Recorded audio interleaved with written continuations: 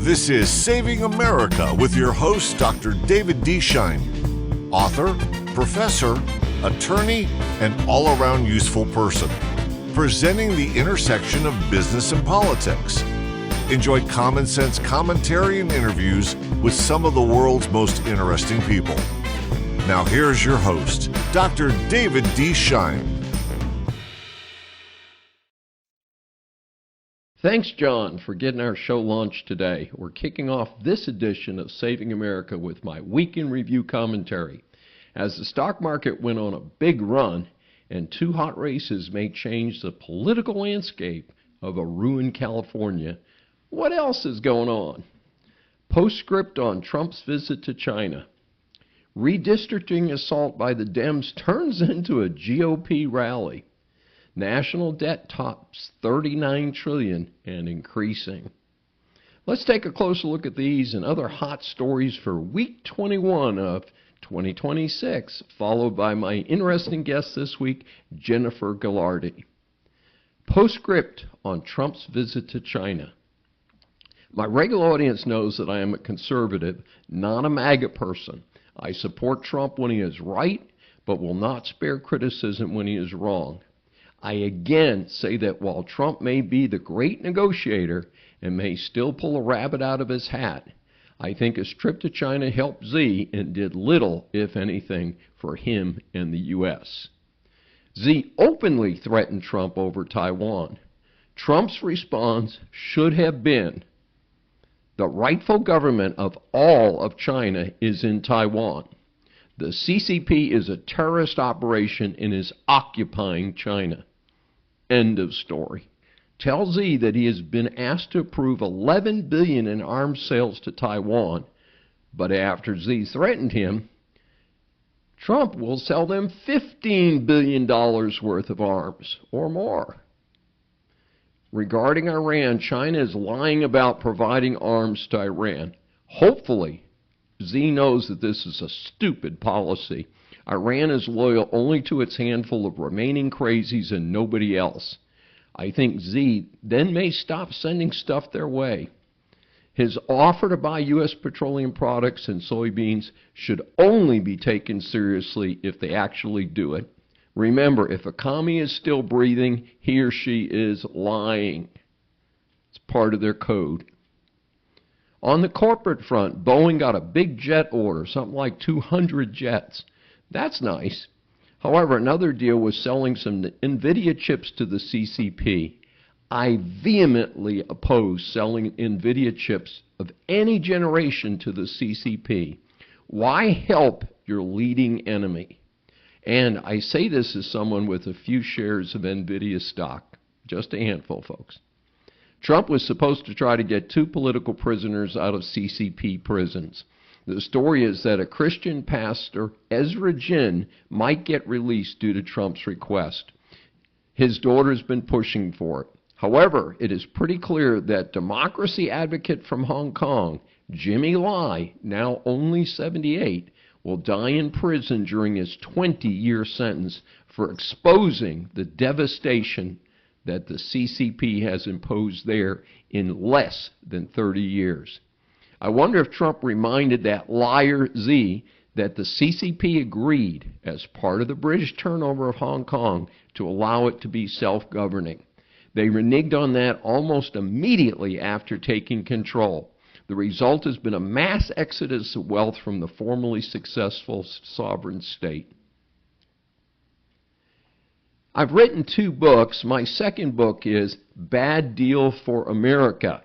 This is a study of political management of the United States Congress and its failures, and I lay the failure right at the feet of the people who are there. It's a bipartisan book. I feature 26 Republicans and 26 Democrats with the stupid things that each and every one of them has said. I think you'll enjoy it. It's available in paperback, in ebook, and a fantastic audiobook. And yes, it's not one of these audiobooks where the author, that's me, just drones on for a few hours. We actually brought in some professional actors. The book is very interesting to listen to. Again, that's Bad Deal for America. Redistricting assault by the Dems turns into a GOP rally. Look, the Dems have been gerrymandering against the GOP for decades, probably 2 centuries.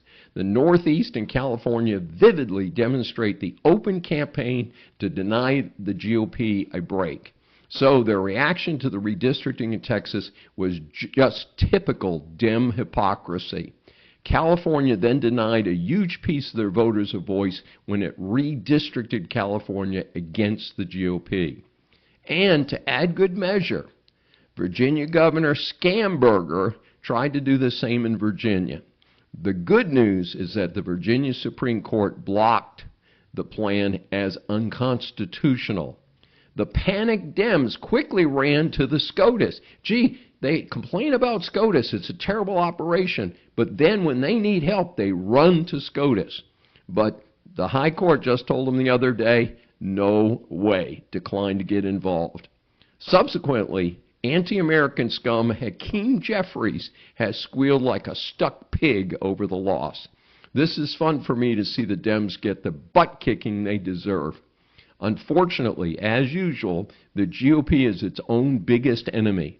So far, botched redistricting attempts in Kansas, Alabama, and Indiana have passed through without a change in their voting districts. Remember, every vote counts. The current conservative agenda is a toast if the GOP loses either house of Congress. As of now, there is a projected net gain of 8 for the GOP. This is largely across the South. Louisiana might add a couple more, and Georgia is looking into a redistricting for 2028, not 2026. National debt tops $39 trillion and rocketing up. My first book is Decline of America, 100 Years of Leadership Failures. I had 2 principal concerns, the national debt and the huge bloat in the federal government, starting with FDR. The debt has increased about $10 trillion in just the last 8 years. A stunning rate of increase considering that we have not been at war during this time. The national debt exceeds the entire value of our economy for the first time since World War II. Neither party has focused on turning this around, although at least the Trump administration was talking a good game in early 2025, but this has been on the back burner since Elon Musk, pulled out of the Doge effort about a year ago. Federal employment is down around 2019 levels. Hey, that's a bit of a start. I call for a 1/3 reduction in total federal employment and the cancellation of all federal pensions. It makes no sense to pay the hired help better than the people paying the taxes. Remember, the high interest rates for mortgages tracks inflation and the other demands for money. So, interest rate for the national debt is also high, putting an even bigger squeeze on the U.S. taxpayers. Of course, part of the inflation is the war in Iran. I'm still on record as fully supporting the war effort there. However, I do feel the truce was a bad idea. Time to wipe the rest of its extreme Muslim IRGC off the face of the earth. Iran is a transient problem, hopefully resolved soon. The national debt is a massive problem that is growing even worse every day. There must be a bipartisan effort to rein things in. The current focus on fraud in government finance programs is exposing how much waste there is in our government. And remember that inflation itself is a tax on every one of us. The current inflation outlook is definitely a problem, with estimates as high as 4.7% or more than double the target of 2%. Very few consumers can count on a raise that is more than that inflation rate. Another chapter in the American injustice system. So there's a nutcase in New York City who's had 5 recent arrests and should have been locked up in an asylum while wearing a straitjacket. I note that his crime wave was serious and involved violent incidents. Instead, he was running the streets of the city. Then there was the retired teacher, 76 years old. There's video of him being pushed down the staircase by this nutcase. The victim sustained brain injuries and broken bones and later died. He should have been locked up for attacking a young white couple a few days earlier. However, they refused to press charges. After the murder of the teacher, the woman reportedly said that she declined to press charges because society did not need another black person locked up. So, an innocent man is dead because she is a racist. Let's ponder that for a minute. Does it really matter what color the perp or the victim is? Not to me. When the accused perp was arrested and charged the next day, he flashed a big smile at the judge. I saw that picture. There was no remorse at all. DEI is not dead yet. When I grew up, diversity, equity, and inclusion were all positive words. I credit diversity for the incredible accomplishments of the great American mixing bowl. The problem, of course, is that there's been a rush to the bottom led by many university professors who preach the doctrine of DEI. Focusing on certain racial or social groups at the expense of others is an absolute form of discrimination. The courts are finally catching up with that. So a recent headline about Yale Medical School being busted for using illegal race-based admission practices was certainly not a surprise for me. The U.S. Department of Justice audited the school based on the SCOTUS 2023 ruling, which barred race-based admissions. In that case, both Harvard and the University of North Carolina were found to be discriminating against Asian plaintiffs on the basis of their race. The department announced that Yale was violating the law by intentionally selecting applicants based on race. Essentially, they were prioritizing black and brown with lower scores over white and Asian applicants. I support having a diverse student body, but focusing on diversity over merit is a way to flood America with doctors who do not know medicine. That sounds very dangerous to me. Cuba on the ropes. Oh yeah, there is that irrelevant island closer to the U.S. than the territory of Puerto Rico. The communist government is a poster child for the continued failure of communism every time it has been implemented. The sad story is that JFK had the chance to take over the island in the early 60s, but botched the deal.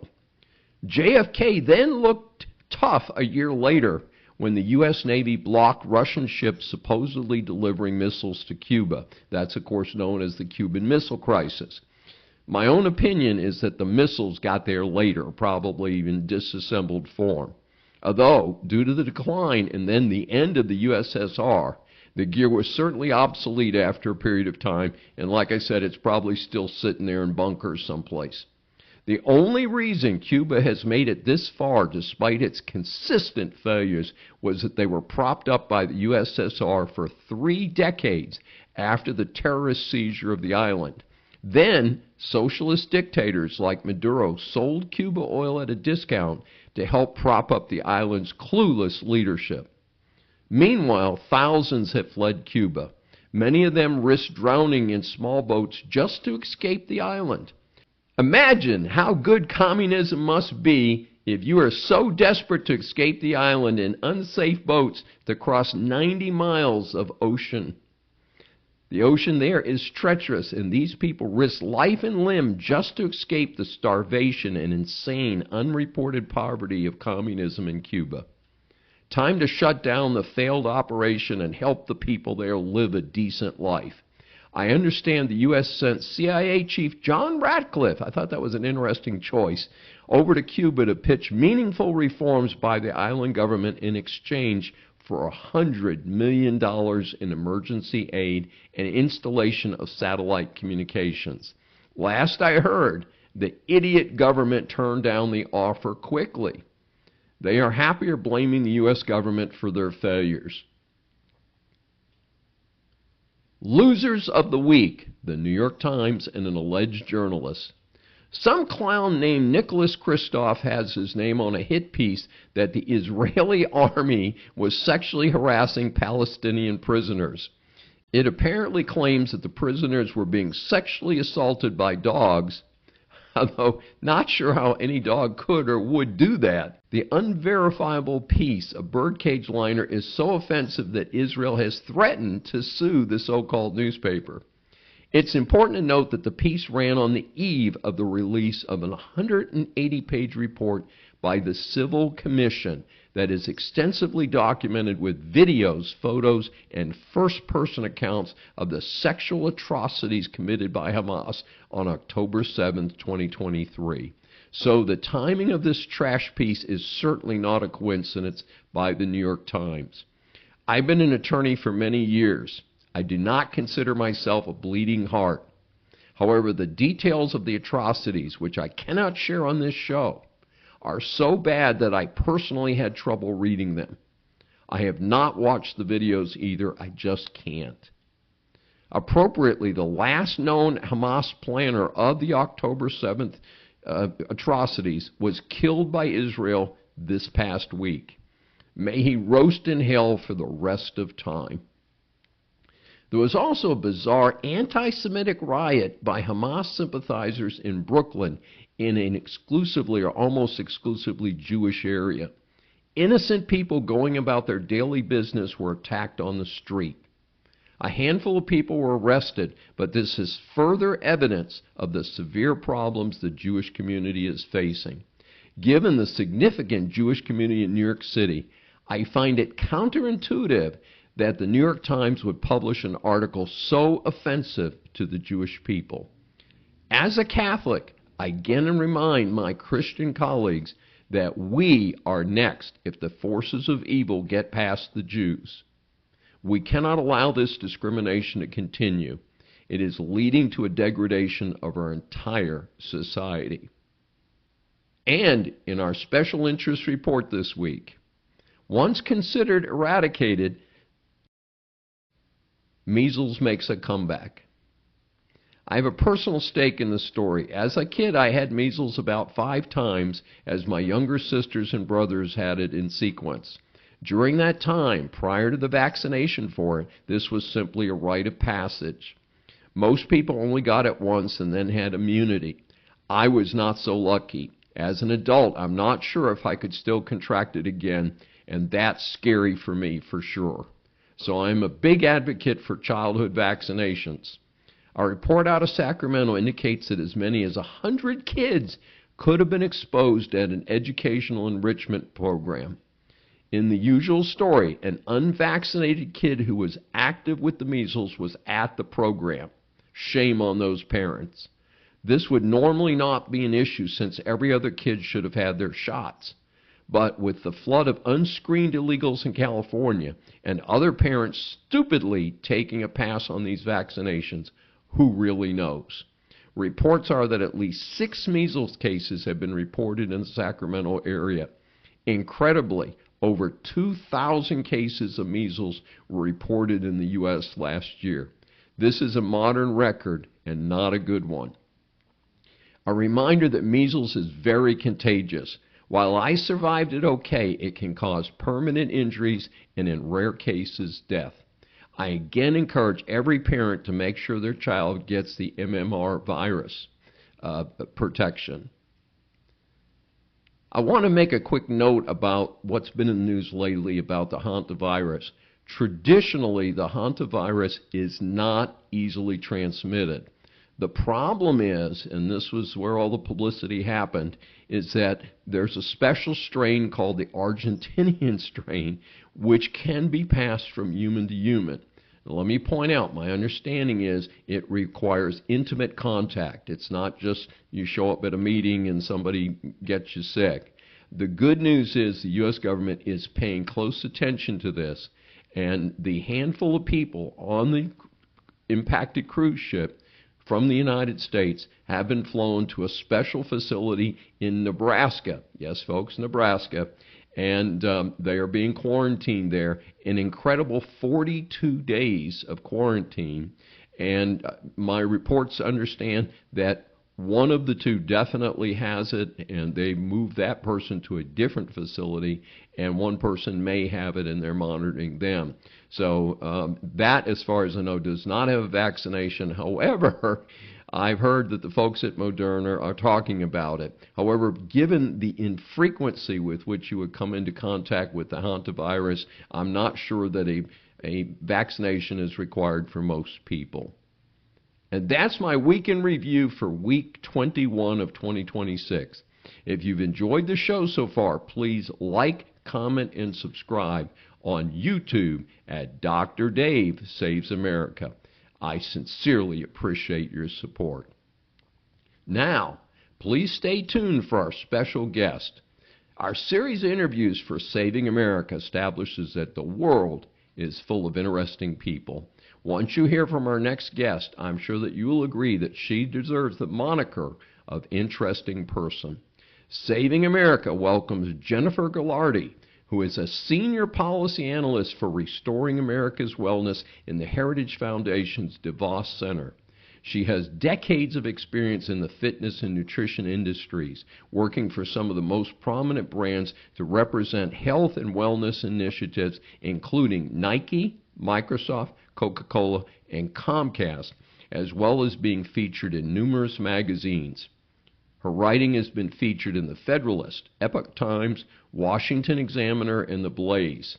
She earned a BA at Washington and Lee University and a master's degree from Pepperdine, both degrees in public policy.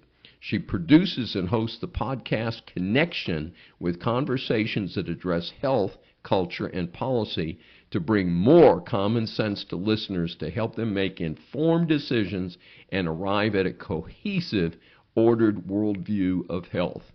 She's joining us to discuss the current challenges in women's health.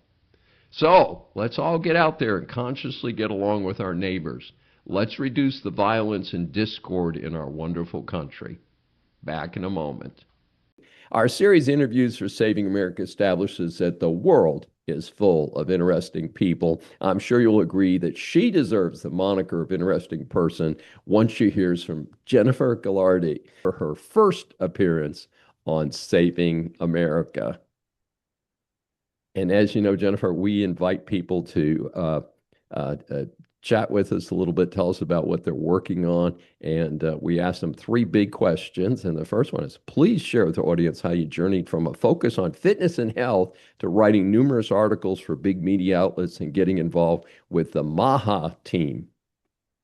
Hi, it's so nice to be with you today. Thanks for having me. Yes, my journey was quite circuitous. I like to say there was no straight line. I was interested in public policy as an undergraduate student at Washington and Lee University, as you mentioned, here in Virginia. And I kind of left that behind when I moved to Los Angeles, California in 1998. And I returned to one of my other passions, which was dance. And my dance career kind of took me into the fitness world. So I spent decades kind of learning everything I could about fitness as far as biomechanics, the body, got into teaching all sorts of classes, everything from Tae-Bo, I don't know if you remember Tae-Bo and Billy Blanks in the 90s, to dance fitness classes, to bar, kind of went through all the trends, got into teaching yoga and meditation, went back to school to get a certification in nutrition, and was just immersed in this health and wellness culture in Los Angeles, which I'm sure many of your listeners know, like it is kind of the epicenter of where all of these ideas, some of them kooky, some people think a little bit kooky, but it's where these ideas originate. And a lot of them do end up coming mainstream, and a lot of them do end up having science supporting those ideas for health. And so I kind of just submerged myself in everything that I could. And then COVID hit. And I think, as with many people, my life got rearranged. My priorities became realigned. My personal internal world became realigned. I returned to Christianity. I started seeing the cognitive dissonance around me. Everything that I kind of knew from alternative medicine and healing and health and wellness, nutrition, food as medicine, all of the people that I hung around with, I won't say all, but a good majority of them all of a sudden went crazy during COVID and had circles around their Facebook profiles saying, I got my, my vaccine. And, whether you did or you didn't, that's fine. That's a personal choice, but kind of the propaganda that went along with it. And I was just like, this is really weird. This is strange. It felt strange to me. I was in California, which was as again, is very different than Texas, where you are, Yes. very different than Florida. We were under the tightest of restrictions, and it actually felt a little like cult-like behavior, of which I knew something about. I was kind of in this yoga cult that I had come out of, and I felt like these people were acting very cult-like. Um, and so I started going down a rabbit hole, I think like a lot of people did, asking questions about our medical institutions, our once highly regarded institutions.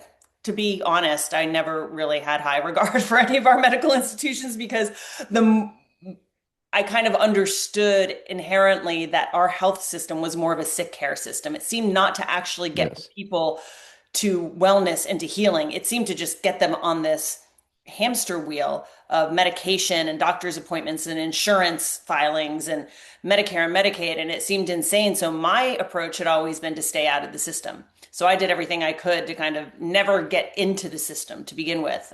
Never had a prescription medicine, took a lot of supplements. I was in California, had a lot of sunshine, a lot of fresh air. I hiked.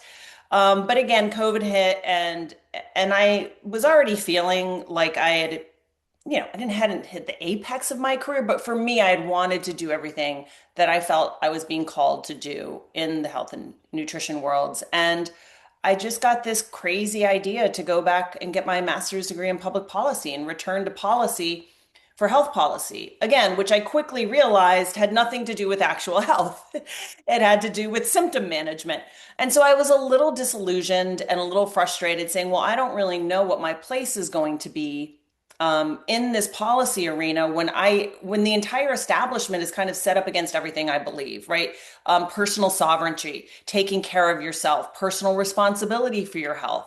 If it were up to me, I think we should disconnect health insurance from our employment system. Like that just seems a little odd to me. That anyway, that's another path to go down maybe later.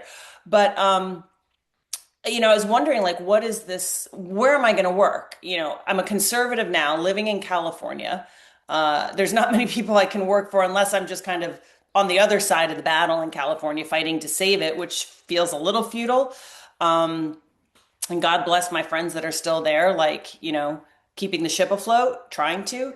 Uh, and then all of a sudden, RFKJ, Robert F. Kennedy Jr. comes on the scene Mhm. and is just speaking my language and the language of people who have been fighting for their health freedom for a very long time, saying, we don't want vaccine mandates. You can get it. Don't force it on me. I believe in food as medicine, all of these things. He's talking chronic health disease, not infectious disease. He is talking about Mhm. the trillion-dollar system that has been propped up that keeps people sick. And finally someone was saying, and I said, well, this may be my lane. And so I started writing about it. I got pieces placed in the Federalist, American Spectator, the Epic Times, a couple others, and I just started to make a path for myself. And then once Trump came along the scene and RFKJ endorsed Trump and they came together, there was a whole new political coalition built, I think. That wasn't necessarily on the left and wasn't necessarily on the right. It was fighting for the health of Americans, fighting for the health of children, the Make America Healthy Again movement. And I felt, Yes. oh, there's a place for me now, and eventually found my way to Heritage. So that's the Well, short version. it's quite a path. And what triggered our interview invitation is an article you wrote in November of 2025 about selective serotonin reuptake inhibitors, and for short, we're going to call that SSRI. And young women today are affected by that. You wrote an article called "Most Women Are on Crazy Pills, and It's Bad for Everyone." And tell us a little bit about SSRIs and basically the quick summary of your article. SSRIs are pharmaceutical drugs that are used for depression, anxiety, what we now call mental health disorders. There's a couple issues at play here. One is what we consider to be an overdiagnosis of a lot of these, right? What people used to just consider being sad or normal human emotions are now being analyzed and kind of medicalized, right? Like you're not sad, you have a disorder. You're not a hyper boy that's been forced to sit in a chair all day at school. You have ADHD. Not that, it has nothing to do with the 100 grams of sugar you are consuming during the day. You have a disorder, right? So that's part of it, is this over medicalization of everything, without looking at maybe what might be causing certain behaviors. And now and our medical system has kind of encouraged this through the insurance system, right? Because doctors now listen to you and say, oh, you have symptoms. They put it into a computer and it gives you a code. It's ADHD, it's depression, it's anxiety, and then there's a pharmaceutical drug for that condition, right? So that's part of it. The other thing is these are now being handed out like candy. You can go in a telehealth kind of analysis on these websites like Hims or Hers. Apparently, Tom Brady has a new one that I think is called Good RX or something. I mean, everybody's coming out with these telehealth things. And I did an experiment that I think I talk about in that article where I just went on to see how easy it would be to get these SSRIs. And I fibbed some symptoms, and essentially I could have had pharmaceuticals shipped to me within a week without a in-person visitation with the doctor, without anybody asking me any more in-depth questions about my diet, about my sleep routines, about any recent kind of trauma, meaning like emotional trauma, like a divorce or a parent died or a child, you know what I mean? They didn't really go much into depth. And so we're handing these out and getting people addicted, and particularly women. So the other part of this is the culture applauds it. If you go on social media, there are many accounts with millions of followers in total that are following women that it's like I say in the article, it's like a new high fashion accessory. It's like a Birkin bag to now be on some sort of medication, and we've got this culture of oversharing in the name of like vulnerability makes you relatable, and oh, you're not alone. And it also kind of normalizes this, right? That this is cool. In the meantime, these SSRIs numb a woman to her kind of natural emotions, maybe to her natural hormone cycles. And it's also doing it to boys. So I don't, it seems to be more prevalent because it seems to be more also almost like the gender confusion. Like a social contagion, right? So if a girl's like, I'm on SSRIs, well, oh, how did you get, girls tend to fall more prey to those kinds of things, where I think boys fall more prey to the pornography, the vaping, the video games. We each have our own vices, because we are different biologically, or, not only physiologically, but the way our brains function. So I think girls tend to fall prey more towards these psychological profiles. And so now you've got a whole culture out there promoting this. And then you've got doctors easily prescribing it or websites. It's a mess, because what happens is there's a woman named Laura Delano who talks a lot about this. And she's got a great book called Unshrunk. These are addictive. It's very hard to get off SSRIs cold turkey. And doctors are not really trained on how to taper their patients off. And what happens is, I'm sure you've seen, and maybe many of your listeners have seen, I don't have a television, so I try to avoid commercials in general. But when I do see, it's all pharmaceuticals.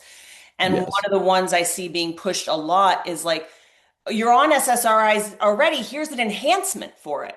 Yes. Right. So what happens is the SSRIs start to kind of stop working. You get to a plateau, much like dieting, I would think, and you need something to kind of kick it up again. And so you start stacking these medications without people understanding how they're interacting with each other, without understanding anything else you might be taking. And then you become addicted to kind of a cacophony of different drugs. I mean, it's again, that's the extreme. That's not for everyone. And I'm not saying these drugs can't be used at all, but we are in a state with like everything else of excess and the easy button. You know, we're what I like to call an easy society or a fast society. We want fast money, fast enlightenment, fast health, you know, fast comfort, fast food. Everybody needs this immediate gratification instead of, you know, if I may, if it's okay to get a little bit into my faith, instead of doing what God calls us, what Christ calls us is this kind of long, slow road of not struggle, but overcoming these things, which develops our character and develops our virtues and makes us good contributors and members of a society and a community. Instead, we're just numbing down everything and kind of becoming zombies. Well, I think zombie, and of course, people are fascinated by zombies and the movies and TV shows all about zombies. But unfortunately, it may be coming too close to the truth. And I share your concern. And of course, it's not new. I remember the Rolling Stones, which was well before your time period, released a song called Mother's Little There's Helper. Little Helper. That was And she went out the door and took two more. I remember that lyric, and of course I came from the environment of sex, drugs, and rock and roll in the late '60s and early '70s, and I'm a lifetime anti-drug person, by the way. And mm, so I actually was managing rock bands, and it was and folk singers. It's quite an experience during that time period to say, look, what you do off screen is one thing, but when you're on stage, I need you to be straight. And I went through some stuff because people were under the impression that somehow doing drugs and alcohol made them better performers. And nothing could have been further from the truth. Sadly, they couldn't tell a good note from a bad note when they were high. So mhm. they would think, oh, I was high and I had this great riff, and I'm backstage stone sober saying, I heard that in rehearsal and it was a lot better in rehearsal when you weren't drugged up. So it is interesting to see how some of these things come back around. So we went from illegal drugs to a generation where we're primarily talking about legal drugs that medical doctors, and of course, we just had about the same time your article was released, the huge Sackett family settlement on is it OxyContin, and that they deliberately addicted people to a painkiller when we should be using them strictly for post-operative situations and then get back out and figure out another way to get there. So certainly understand that. So let's stay focused on women's health. So what are your key concerns today looking at the younger generation and this challenges they face? How do we get past that point? You know, there's so many things because, and it all comes back to something you mentioned when you talked about Mother's Little Helper, right? The drugs that women started taking in the, I think that was in the 60s, 70s, like you said. And Yes. I really think I'm going to go like way back and kind of historical context, but when you start to separate the natural family, everyone suffers. So when we move from an agrarian to an industrial age, it's not that women never worked, right? They're like, oh, you're slaves to your women worked all the time, but they used to work within the context of the family, and everybody used to work. The children, the mothers, the fathers used to work on the farm to produce food, to create opportunities, and then local banking, and everything was centered around community and the family. And then you had these institutions that supported those things, local churches, local schools, VFWs, Rotary, women's clubs, whatever it was, everything was centered kind of around what Burke called the platoons, the little platoons, right? You and your little army, whether it's your family and your extended family, aunties, uncles, grandparents. And then we took the men and sometimes the women out of the home and said, oh, you're going to work here. Feminists are hilarious because they're like, women wanted opportunities to work. Well, they could work. Now you're just taking them out of the home. Would you rather work for your family, or would you rather work for some like impersonal factory boss man who doesn't give a jack about you and your family, right?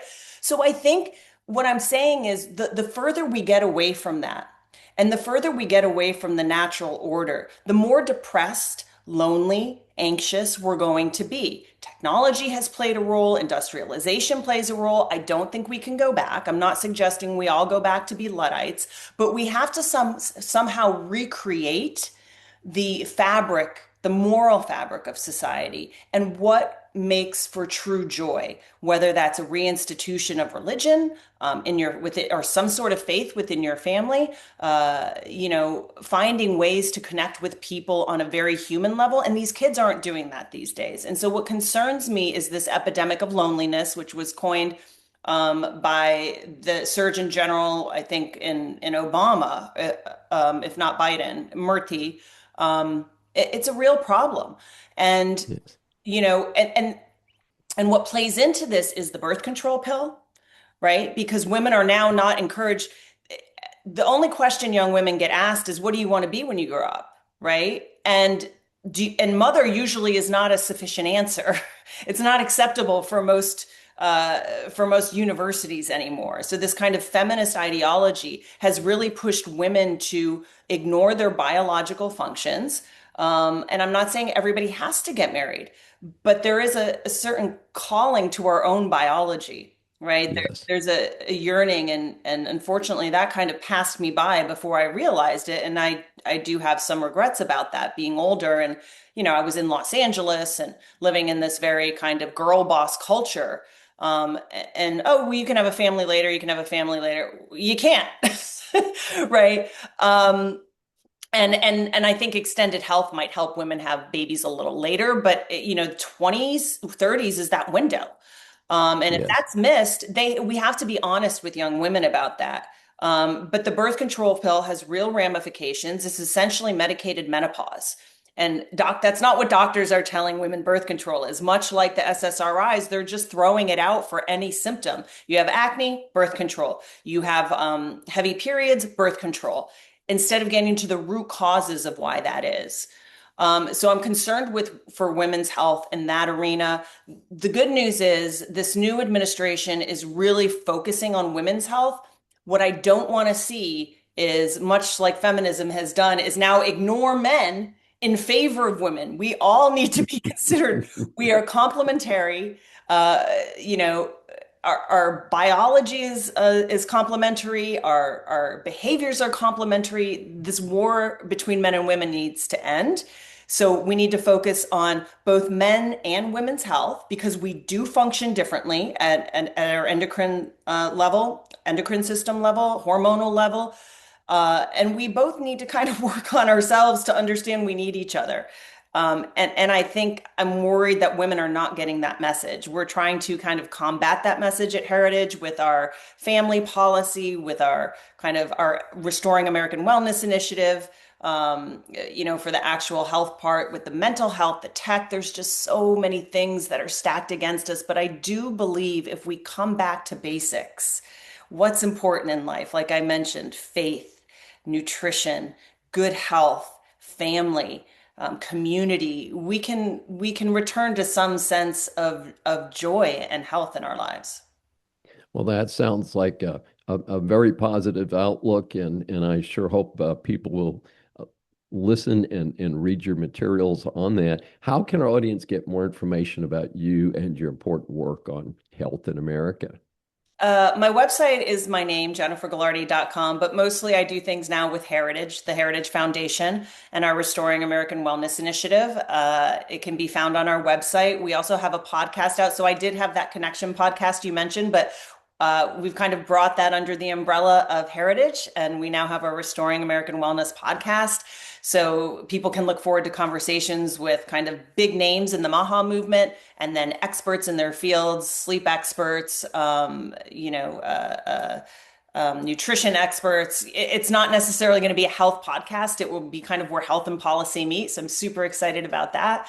I am on Twitter, although not that active anymore, trying to keep my own sanity. Instagram, if they do a Google search, they'll probably find some good stuff in there. Absolutely sounds like a winner. Jennifer Galardi, it's so nice to meet you and to have a chance to talk about health in America. I want to thank all my fans for watching our shows or participating in our shows or listening to our shows. It all makes a difference. And I wanted to especially visit on this particular day because we shot past our objective. We were shooting to have 1,000 people enrolled on our Facebook page, and we shot past that, and it's very exciting for me. And I wanted to back up just a little bit and share my story as to why this is so important to me. Saving America is not just a name of a show. It's my commitment to our country. And it's my commitment to every loyal American out there who wants to see this country continue to be number one in freedom and love of country across the world. And I just thought it's important to share that with you. I've always been a conservative. Yes, even from a little kid, came from a military family, so that's not unexpected. But I never had this question period that we see so many people in high school and college go through this thing where they're not so happy with the United States. I've never had that impression. And it's been something that I've always been committed to making the best of myself and to being a contribution to my country. And part of that objective was to get a higher education. I'm a first-generation college student. My parents did not attend college. My dad attended a little bit of college later. But it was something about being somebody, bringing some value to the country. And in my many careers, I've come to the point where I'm giving back by being a professor and also by sponsoring and producing Business Law 101 and Saving America.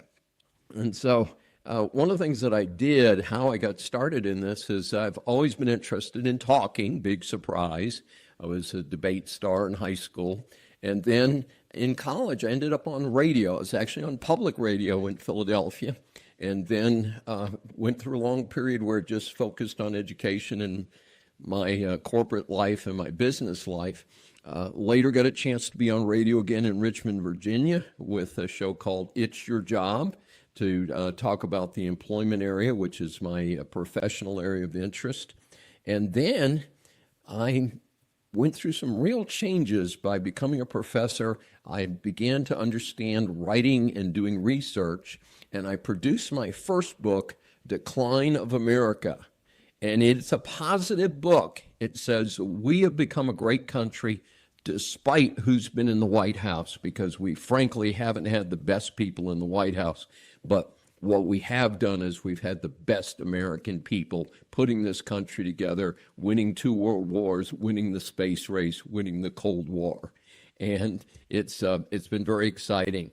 But I want people to understand how important it is that we get control of our government, which has been out of control, largely spun out of control by FDR during the Great Depression. He used the Great Depression to basically abuse the concept of limited government. And we've had, unfortunately, a lot of politicians who've participated in keeping the bureaucracy running, and that's both parties. And I produced my second book, Bad Deal for America, and it's a nonpartisan book. It's 26 Republicans and 26 Democrats who are saying some of the dumbest things you've ever heard. And yes, these people are on our payroll, and we need to do the best with it. So please continue to watch, continue to listen, and we appreciate the support from every one of you. Our series Interviews for Saving America establishes that the world is full of interesting people. Once you hear from our next guest, I'm sure you'll agree that he deserves the moniker of interesting person. Saving America welcomes Tim Johnston.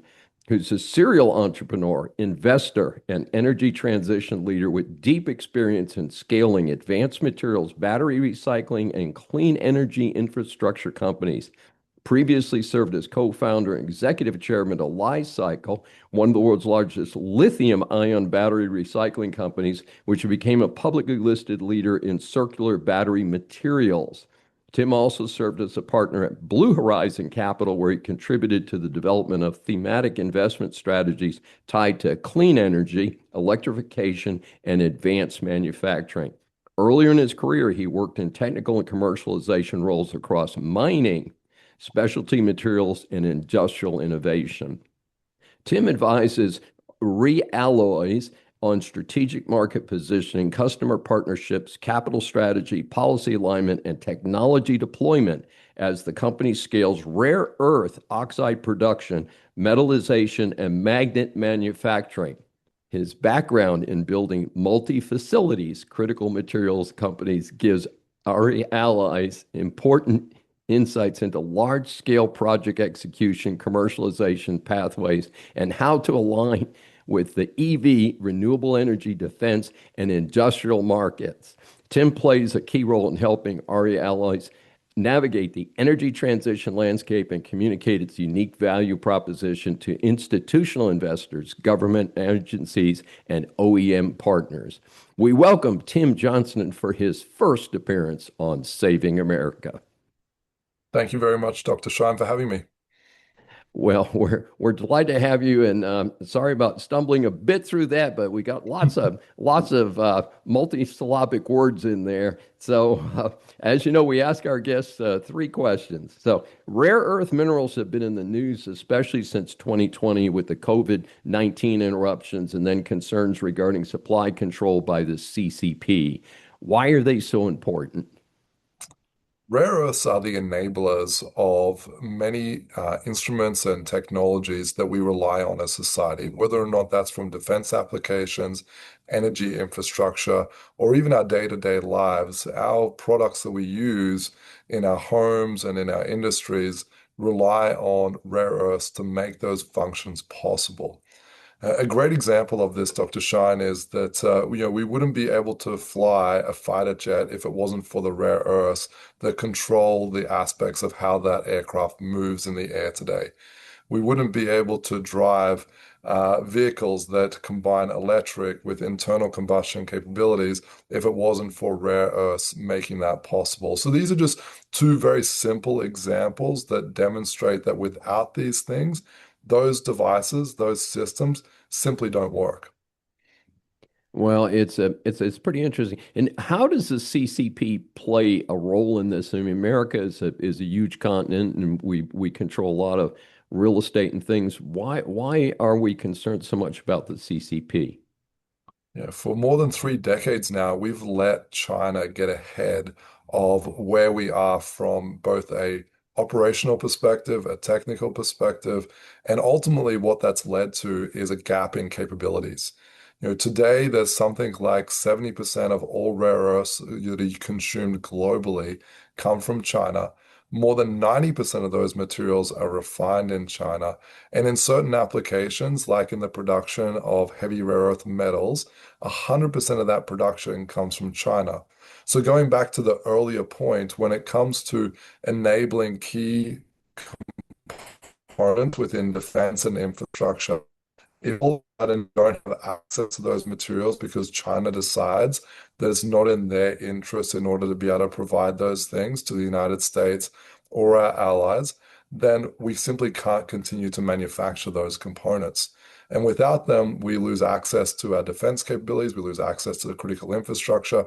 It's a real problem that exists, and now we have quite some work to do to catch up to the work that the Chinese have been doing for decades now.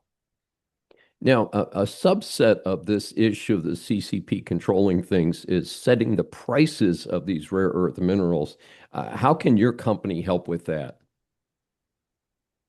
Yeah, absolutely. We know that the Chinese market is a market that manipulates pricing for their own advantage. And we've seen this before in various critical materials, including rare earths, where you'll see price movement is structured in such a way that's deliberately designed to damage Western companies. Ari Alloys is taking a different approach. What we have done is working with our partners at the Saskatchewan Research Council, the SRC.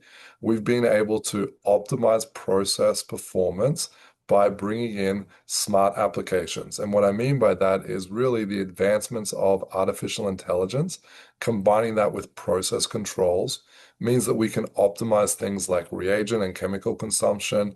We can optimize labor requirements on that conversion. And what we're ultimately doing is building an efficient conversion process that enables us to be competitive globally. Of course, we have great support from the United States government and our allies in order to be able to drive demand that also supports pricing. And what we're starting to see is a dislocation between Chinese pricing and what we refer to as Western pricing or ex-China pricing. That's definitely a factor. But I think it goes back to you need more than just, let's just call it policy-driven pricing. You actually also need to be able to do things from an efficient and smart way. And we're really approaching it from both perspectives, Dr. Schein. Well, that sounds like a winner for not just the United States, but also the free world economies in terms of not having one country control things, even if it wasn't frankly an enemy of the United States and much of the rest of the world.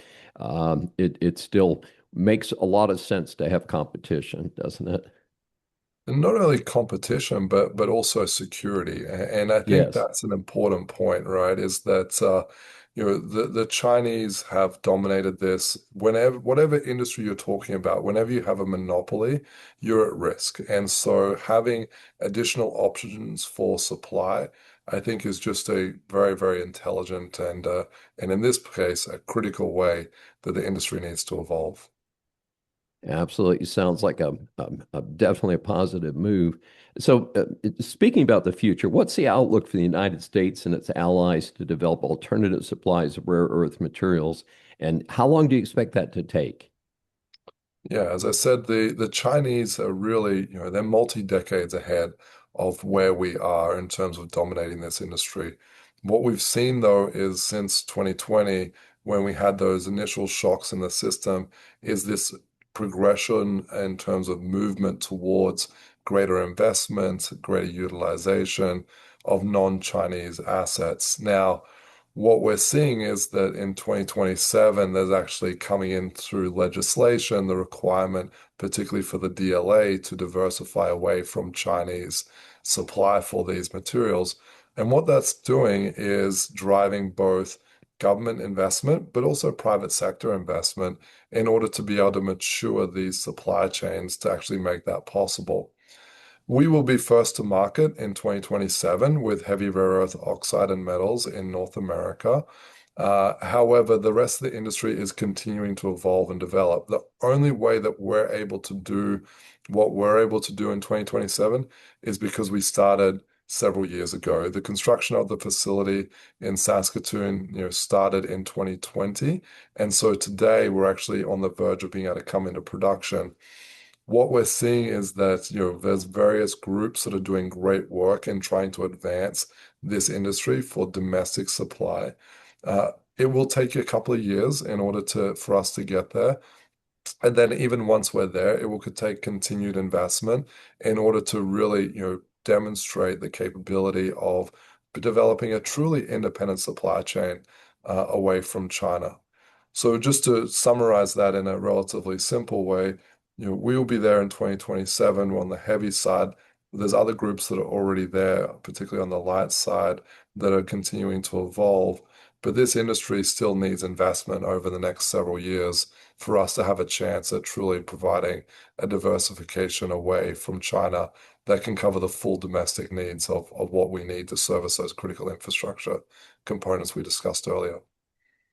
Well, it all sounds very positive to me in terms of maintaining security for the United States and its allies. And so we certainly appreciate your efforts. How can our audience get more information about you and RE Alloys? Yeah, we would encourage your audience to go and visit our website. It's www.realloys, alloys.com. You'll find a range of great resources there. And then you can also, view, great news pieces like yours, Dr. Schein, that allows us an ability to put a voice behind some of the information that you'll find on the website and unpack it a little bit further. Much appreciated.